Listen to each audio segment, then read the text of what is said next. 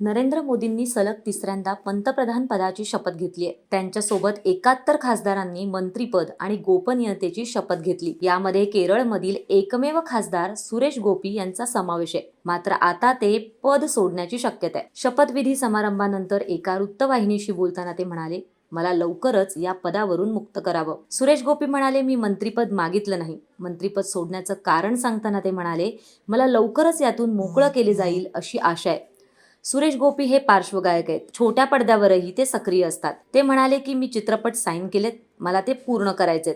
मी त्रिशूरचा खासदार म्हणून काम करेन. त्यामुळे आता गोपींच्या भूमिकेवर पक्ष काय निर्णय घेतो हे पाहणं महत्त्वाचं असणार आहे. 2024च्या लोकसभा निवडणुकीत भाजपने केरळमध्ये प्रथमच आपलं खातं उघडलंय. सुरेश गोपी यांनी त्रिशूरमधून भाजपाच्या तिकिटावर निवडणूक लढवली होती आणि ही निवडणूक जिंकून त्यांनी इतिहासात आपलं नावही नोंदवलंय. या जागेवर भारतीय कम्युनिस्ट पक्षानं व्ही.एस. सुनील कुमार यांना उमेदवारी दिली होती. त्यांचा सुरेश गोपी यांनी 74,686 मतांनी पराभव केला.